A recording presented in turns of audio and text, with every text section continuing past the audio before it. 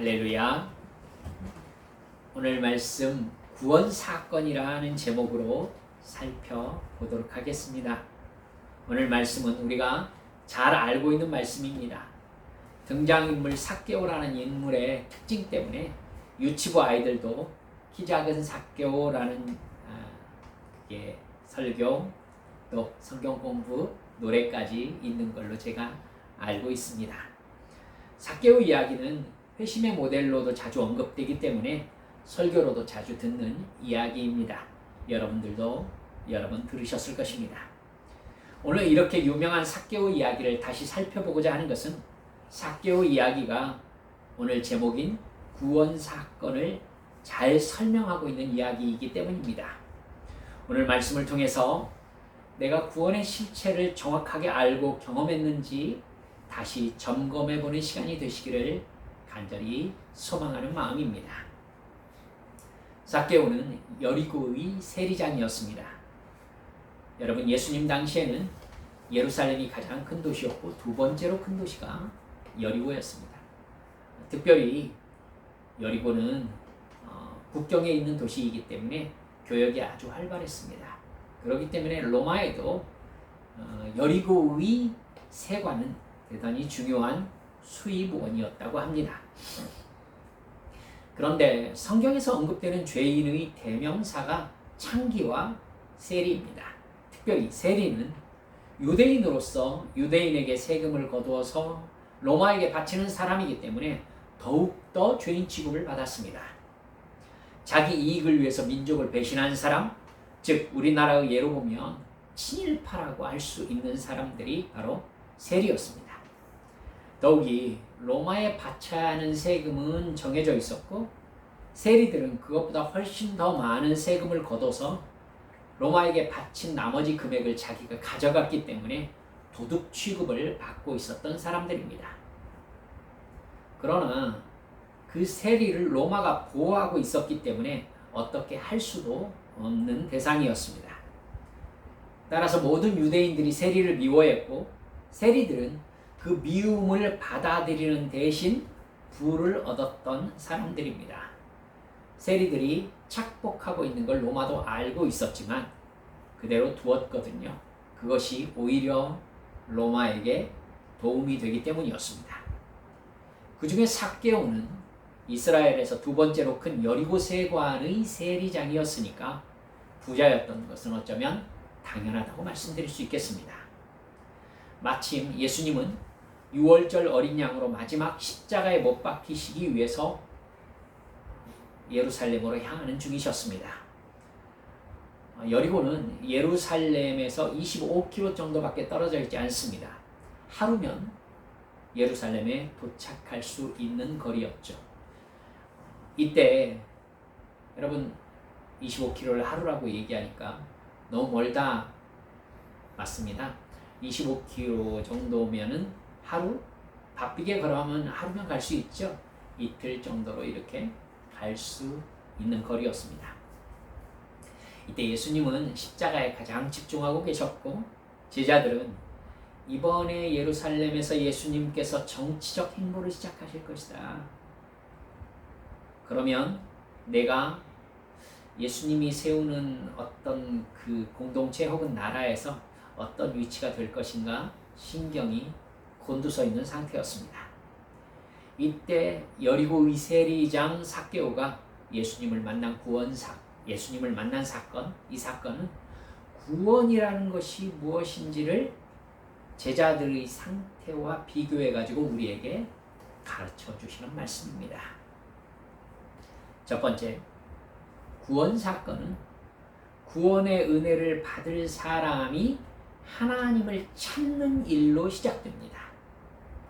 삭개오의 구원 사건은 삭개오가 예수님을 보고자 돌무화과 나무에 올라가는 사건으로 시작됩니다.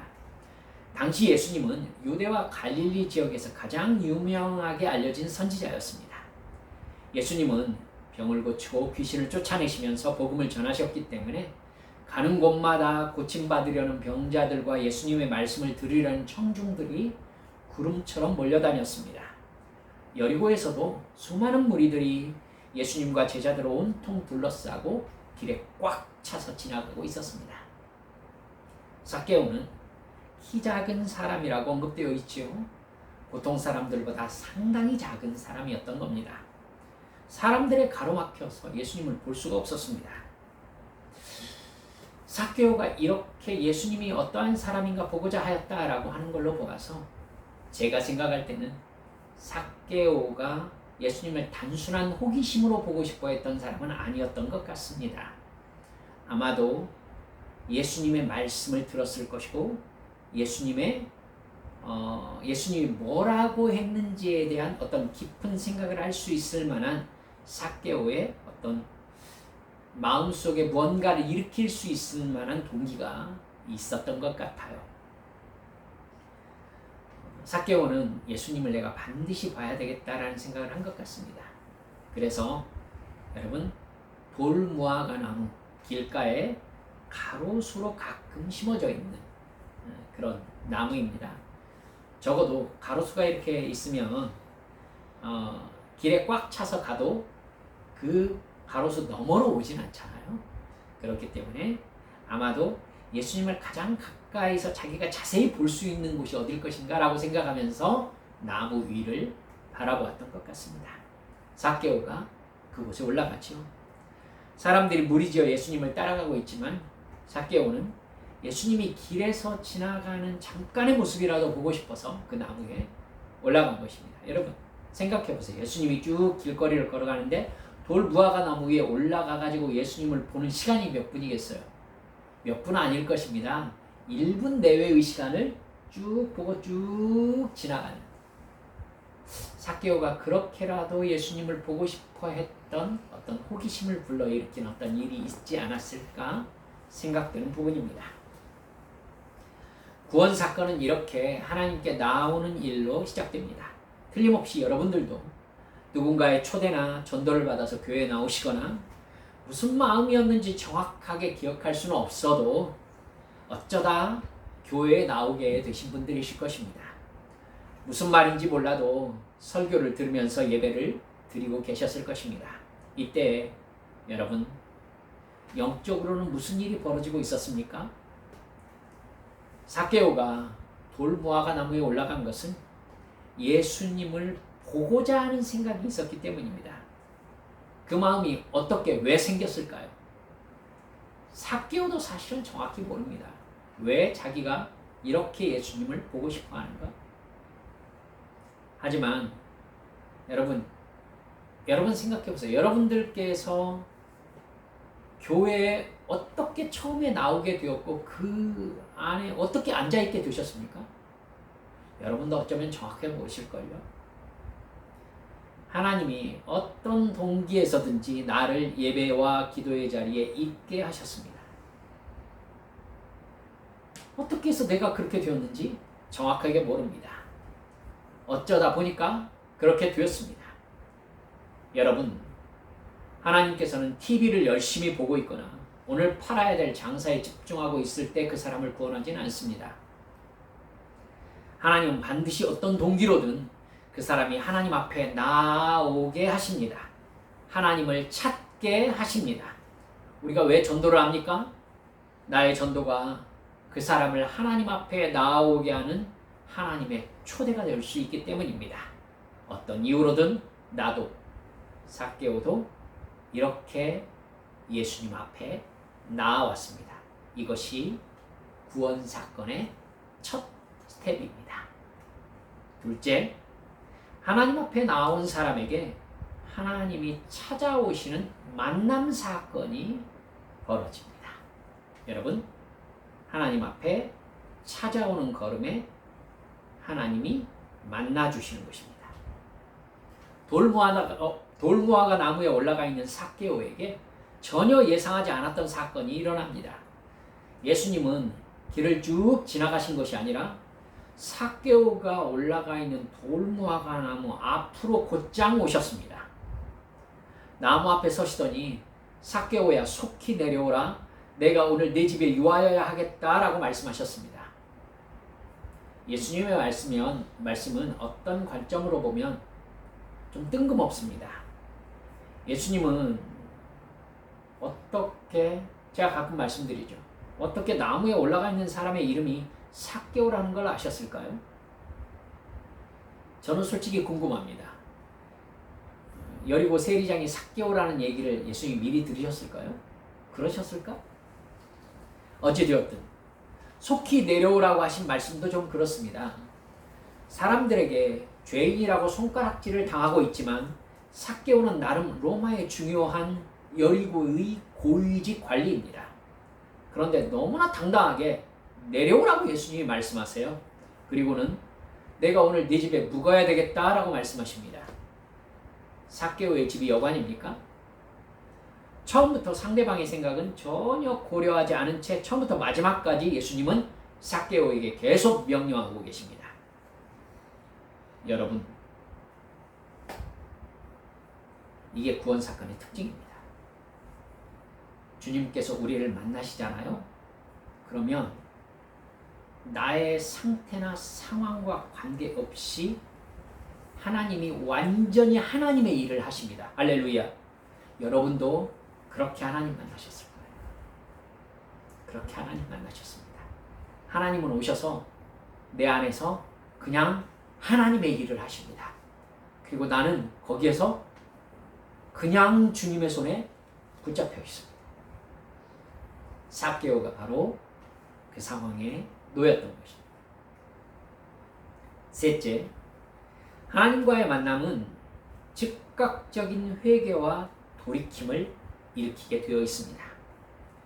너무나 일방적인 예수님의 방문에 좀 뜨아하게 여겨질 법도 한데 삭개오의 반응을 보면은 할 말이 없습니다. 사실 어떻게 생각하면 삭개오는 상당히 창피한 마음이 들었을 수도 있지 않겠어요? 여리고 세리장이 키가 작아서 예수님을 보려고 돌무화과 나무에 올라갔다는 이 상황을 다른 사람들이 알아봐 주기를 바랐겠습니까? 여러분, 예수님에게 관심과 눈길이 집중되어 있는 사이에 자기는 돌무화과 나무에 올라가 있으니까 아무도 나를 주목하지 않을 것이다 라고 생각했을 것임에 틀림없습니다. 예수님이 자기를 그 나무 밑에서 부르는 상황이 어쩌면 삭개오에게 상당히 부끄러울 수도 있는 상황이었던 겁니다. 더욱이 삭개오의 이름을 크게 부르면서 내려오라고 하시더니 오늘 내가 네 집에서 자고 가겠다. 숙소 예약이라도 하셨던 것일까요? 하지만 삭개오는 6절을 보면 급히 내려와서 즐거워하며 영접하거늘 이렇게 되어 있습니다. 삭개오는 이미 다른 사람의 시선이 눈에 들어오지 않습니다. 여러분도 주님 맨 처음 만났을 때 그랬을 거예요. 예수님만 보입니다. 창피한 줄 모르고 나무에서 얼른 내려와서 예수님을 자기 집으로 안내하고 모셔드립니다. 사람들이 수군거립니다. 왜 이스라엘의 소망이라고 전해지는 사람이 로마의 앞잡이 민족의 배신자로 알려진 죄인의 집에 들어가는가? 그러나 삭개오는 예수님을 모셔드리고 예수님께 이렇게 말씀드립니다. 주님, 제 소유의 절반을 가난한 사람들에게 주겠습니다. 또 제가 누군가에게 강제로 빼앗은 것이 있으면 4배로 갚아주겠습니다. 그러자 예수님이 오늘 구원이 이 집에 이르렀다. 이 사람도 아브라함의 자손이다. 인자는 잃은 것을 찾아 구원하러 왔다. 이렇게 말씀하십니다. 죄인 삭개오가 구원을 받은 것입니다. 삭개오가 말하고 있는 모든 것이 돈과 연관되어 있다는 것 여러분 눈치채셨습니까? 삭개오는 돈을 다루는 사람입니다. 그 돈으로 죄를 짓기 가장 쉬운 사람이었던 것이죠. 근데 삭개오가 자기의 죄를 철저하게 회개하는 증거가 그렇게 악착같이 모았던 돈을 재산의 절반을 가난한 자에게 주겠습니다. 제가 누군가의 것을 착복한 일이 있다면 한두 번이겠습니까? 4배로 갚아주겠습니다. 철저히 회개하고 있는 것이죠. 내가 죄인이라고 고백하고 있습니다. 그리고 이제부터 회개한 죄를 짓지 않을 거라고 고백하고 있네요. 여러분, 마음에 부담 갖지 마시라고 말씀드린 후에 여러분께 이렇게 말씀드려 봅니다. 그 사람이 무엇을 사랑하는가? 그 사람이 가장 중요하게 여기는 게 무엇인가? 그걸 어떻게 알 수 있습니까? 여러분 알고 계십니다. 그 사람이 어디에다 돈을 쓰는가를 보면 알 수 있습니다. 이 세상에서 사실 이 세상에서라고 말씀드렸습니다. 세상적 기준과 가치관으로 가장 중요한 게 무엇입니까? 돈입니다. 이걸 굳이 부인하려고 하지 마세요. 돈입니다. 우리는 돈 벌기 위해서 살아가고 있습니다. 그렇기 때문에 돈은 내가 가장 중요하다고 생각하는 가치를 위해서 씁니다.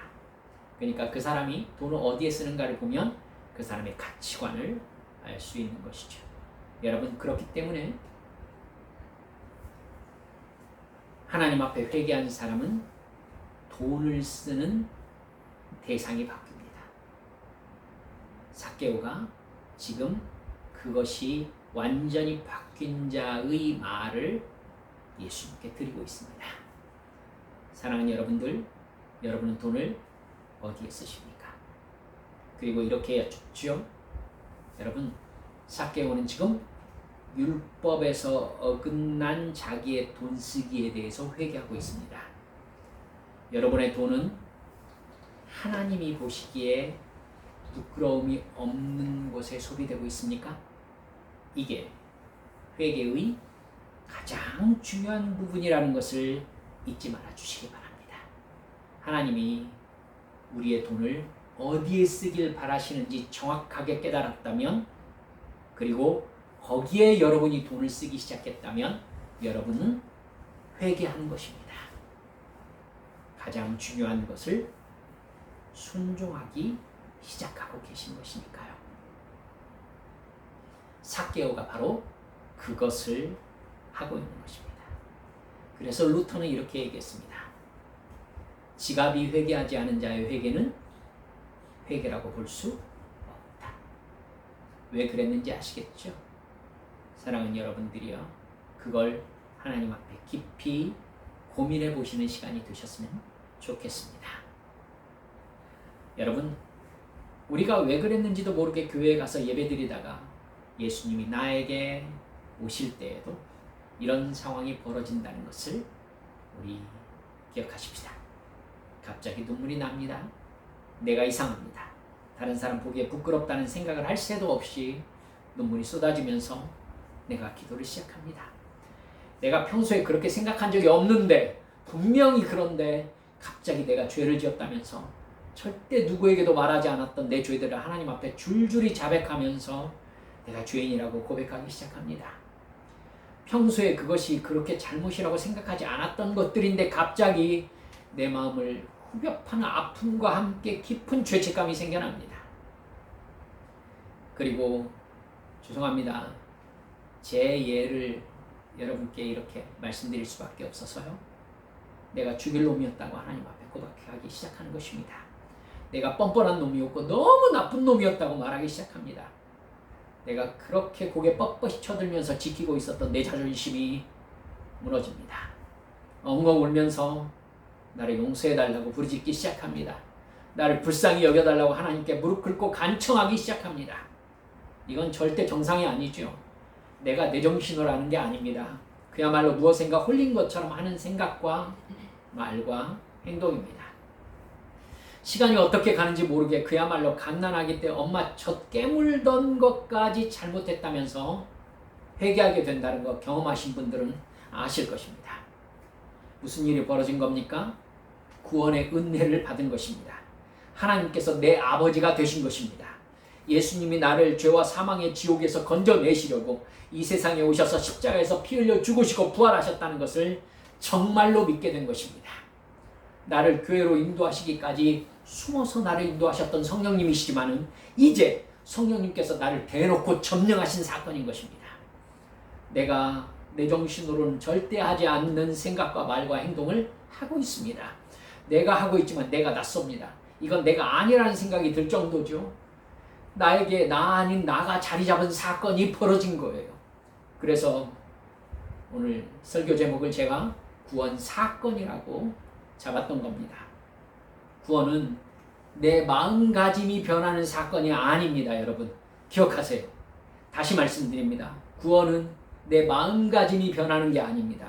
구원은 나의 내적인 변화나 깨달음 정도가 아닙니다. 내 안에서 일어나는 회심이 아닙니다. 구원은 마음의 상처를 위로받거나 오래된 내 마음의 미움이 풀어져서 용서할 수 있게 되었다는 정도의 마음의 변화가 아닙니다. 소위 말하는 내적 치유를 받은 게 아니에요. 구원은 예수님이 나를 사랑하신다는 것을 감동적으로 알게 되었다는 정도가 아니에요. 성경을 인정하게 되었다는 지적 동의도 아닙니다. 기껏 지적 동의를 가지고 예수를 믿게 되었다고 말하는 것은 거짓말입니다. 억지입니다.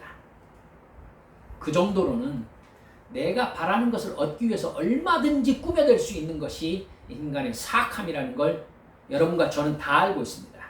성경을 보십시오.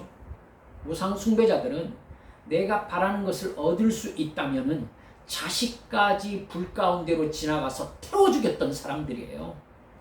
여러분, 자식까지 죽여서 바치는 사악함이 내 욕망을 이루기 위해서 했던 행동들이었어요.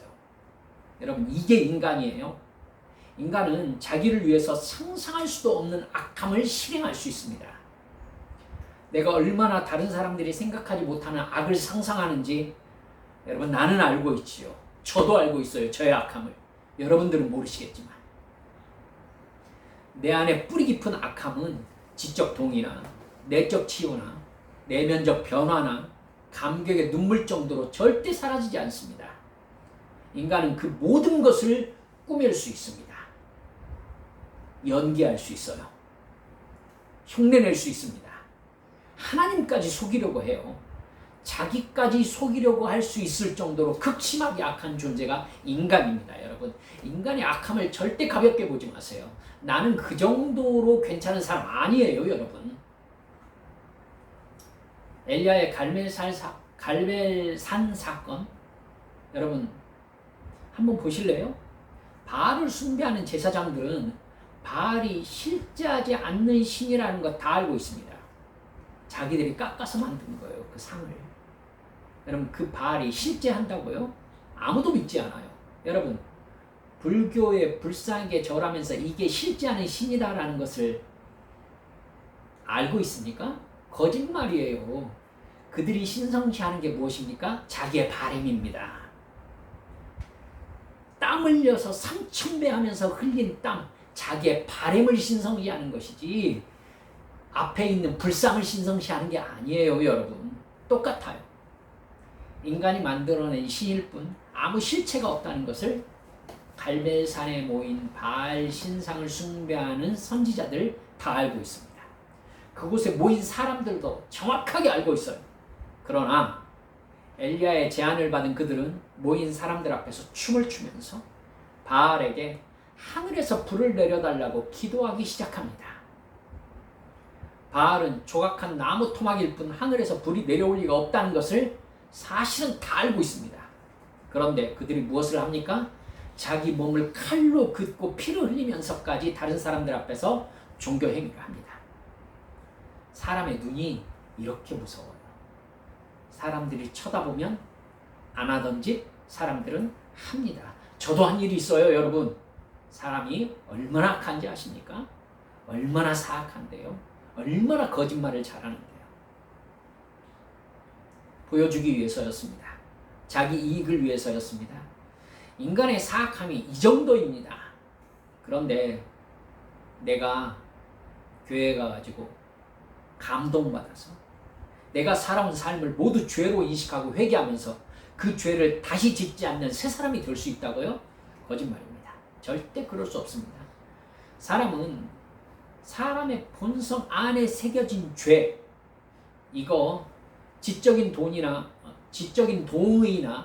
감동이나 상처의 치유 정도로 그 죄의 본성 절대 해결되지 않습니다. 변화되지 않습니다.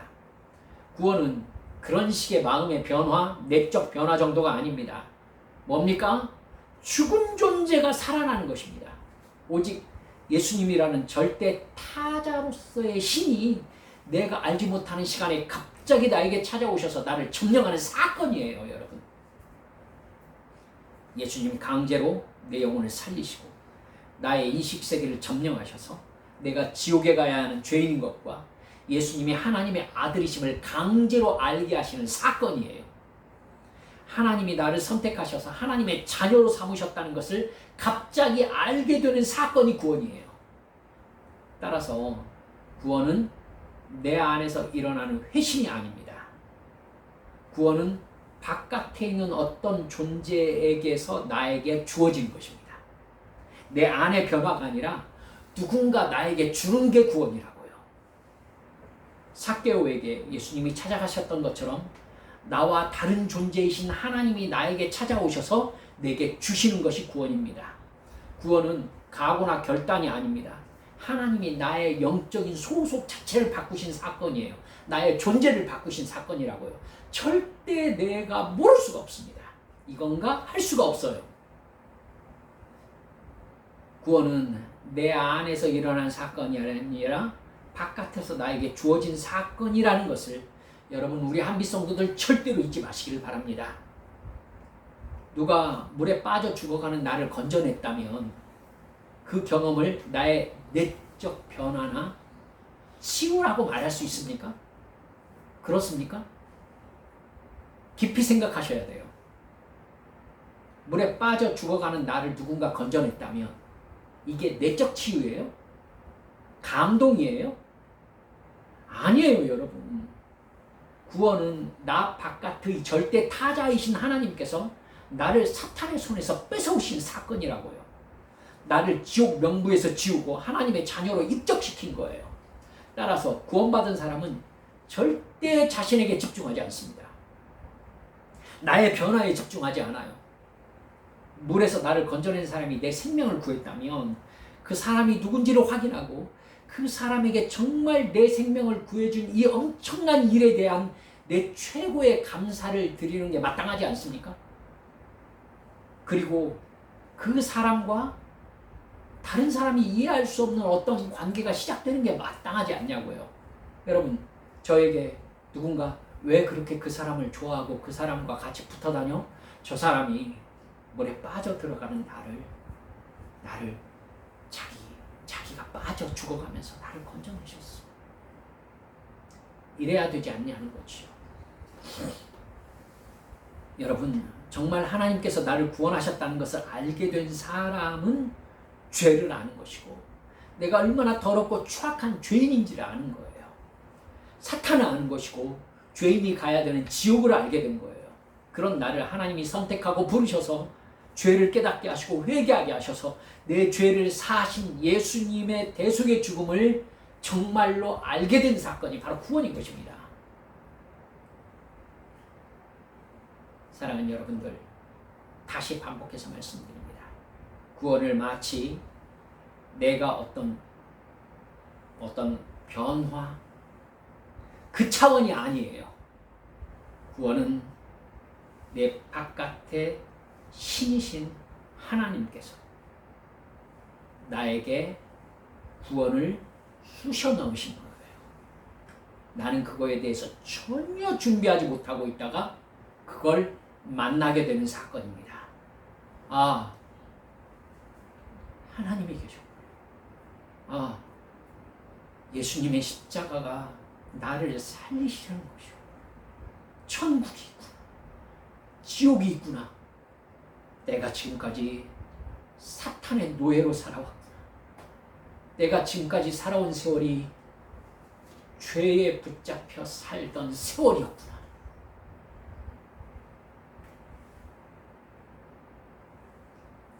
사랑하는 여러분들이요, 손이 부들부들 떨릴 것입니다.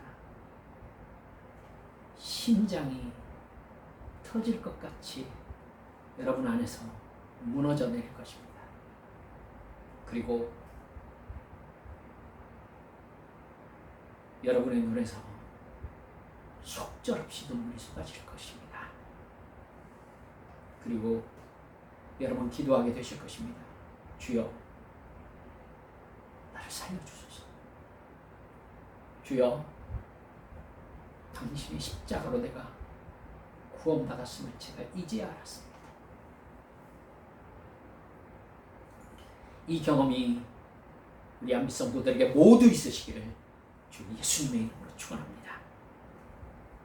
마지막 넷째, 돌이킴과 회개에 예수님께서 너는 구원받았다라고 선포하시면서 확신을 주시는 사건이 구원 사건입니다. 삭개오의 회개와 돌이킴을 보시고 예수님은 오늘 구원이 이 집에 이르렀으니 이 사람도 아브라함의 자손이미로다 선포하십니다. 삭개오는 구원받았고 예수님을 사랑하는 구원 백성이 됩니다. 우리도 그렇게 구원의 확신을 받았을 때 예수님을 사랑하게 되고 예수님에게 집중하게 되는 게 당연합니다. 그 사람은 예수님 스토커가 됩니다.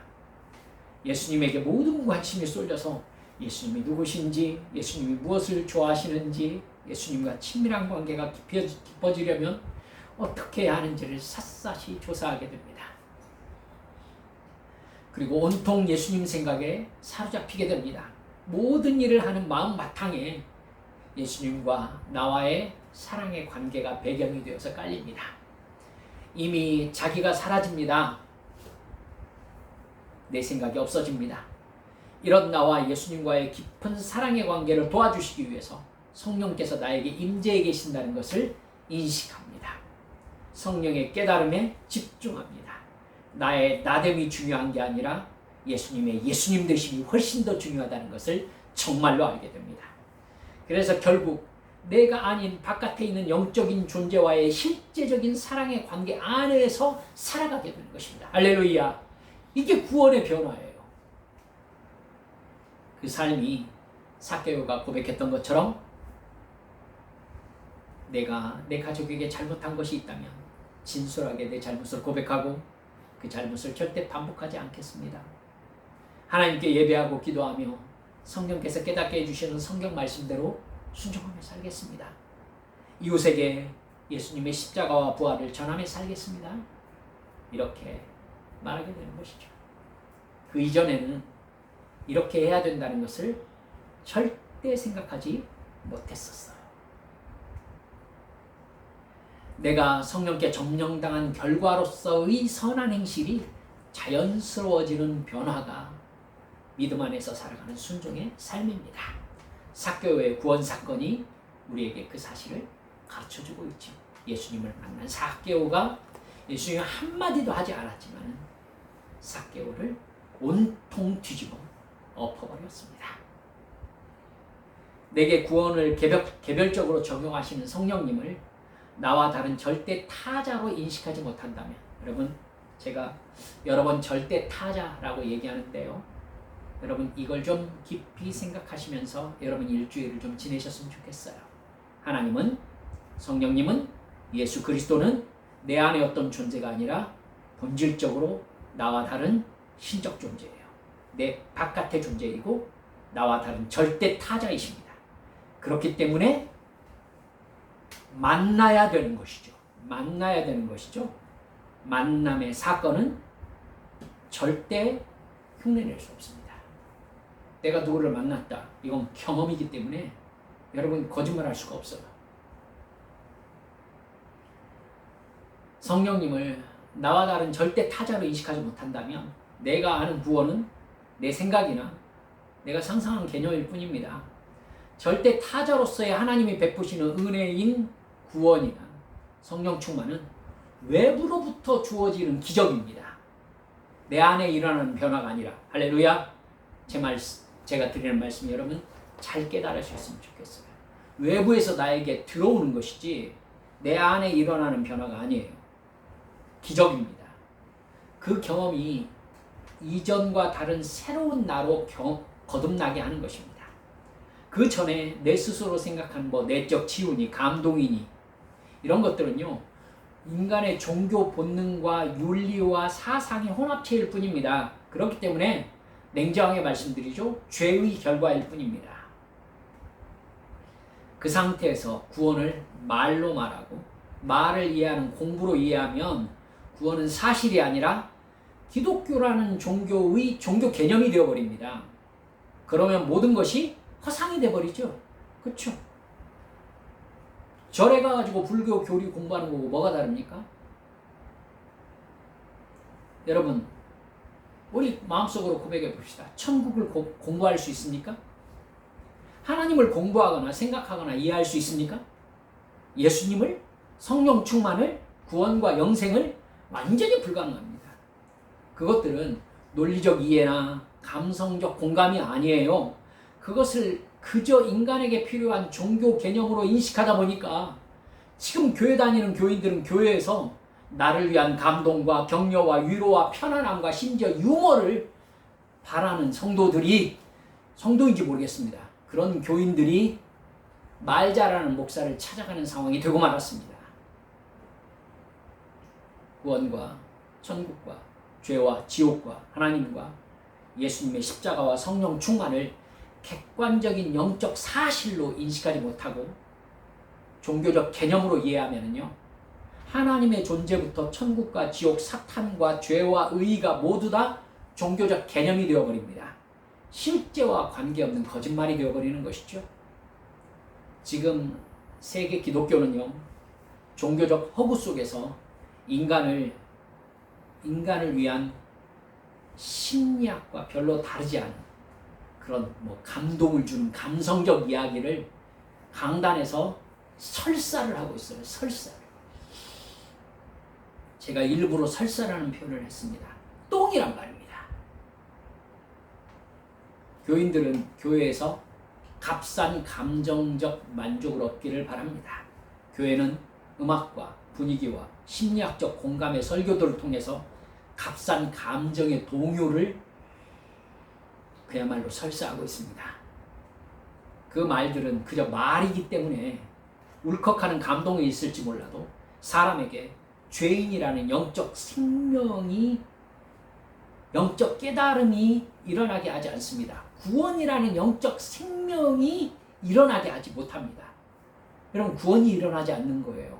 예수님께서 이 세상에 오신 이유가 구원을 주시기 위해서였는데, 감동을 주시기 위해서였어요? 예수님께서 설교하셨을 때 사람들이 감동받았을까요? 절대 아니잖아요. 여러분, 예수님처럼 구원이 일어나게 하지 않는 설교는 아무 필요가 없어요.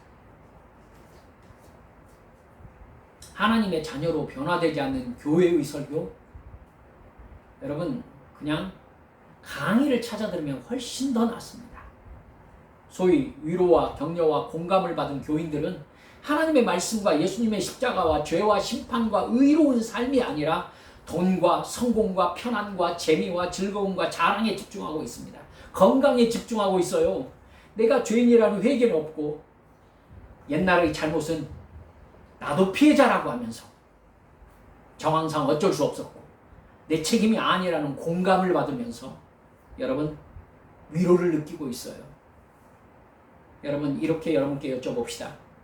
지금 교회에 다니면 무엇을 얻을 수 있습니까? 다시 여쭙겠습니다. 지금 교회를 다니면 무엇을 얻을 수 있습니까? 구원입니까? 정말 구원받은 사람은 절대 이전과 같을 수 없습니다. 영에 대한 지식이 생기는 정도가 아니라 영을 감각하는 변화가 일어납니다. 성령님의 존재를 인식합니다. 절대 타자로서의 성령님, 예수의 영, 그분의 역사하심을 인식하게 되는 것입니다. 다른 세계로 옮겨진 거예요. 다르게 생각하고 다르게 말하고 다르게 행동할 수밖에 없습니다. 그걸 내가 느낍니다. 그리고 하나님과 함께라는 객관적인 증거를 소유합니다. 부인할 수가 없죠. 하나님은 그를 통해서 하나님이 하나님이심을 드러내십니다. 사랑은 경험입니다. 느낌이 아닙니다. 절대 부인할 수 없습니다. 그는 예수님을 좋아하고 예수님을 사랑하고 예수님을 예배하고 예수님을 찬양합니다. 예수님을 기쁘시게 하려고 최선을 다합니다. 순종이 기쁩니다. 기도가 기쁩니다. 나의 변화가 이해가지 않아서 더 기쁩니다. 할렐루야. 예수님의 이름으로 그 사람이 병을 고친다는 것을 기억하시기 바랍니다. 귀신을 쫓아냅니다. 회개의 복음을 전합니다. 성령 충만의 통로가 됩니다. 사도 바울이 그렇게 살았지 않습니까? 그렇게 부인할 수 없는 증거 속에서 복음이 사실임이 증거되어야 교회입니다. 목사입니다. 성도입니다. 할렐루야. 이런 교회, 우리 한빛교회 세워나가시기를 주 예수님의 이름으로 축원합니다. 함께 기도하십시다. 저의 소원은 구원이 사실로 인식되는 것입니다. 그래서 우리의 예배 속에서 구원 사건이 일어나는 것입니다. 그게 교회니까요. 위로, 여러분 성령 충만함으로 내가 죄인인 것을 정말로 깨닫게 되면 하나님의 사랑이 얼마나 큰지를 알게 됩니다. 그거보다 더한 위로는 이 세상에 절대 있을 수 없습니다. 사랑하는 여러분들이여, 이 시간 주님 앞에 기도하시면서 내가 정말 구원받았는가, 그리고 삭개오 같은 변화가 일어났는가, 즉 그 구원 안에 살고 있는가 점검합시다. 주여 용서하여 주옵소서. 나의 필요를 따라 여기저기 떠돌아다녔던 나의 어리석음을 용서하시고, 주여 성령 충만으로 정말 거듭난 삶이 되어지게 역사하여 주시옵소서. 이 시간 함께 동성으로 기도하시겠습니다. 아버지 하나님,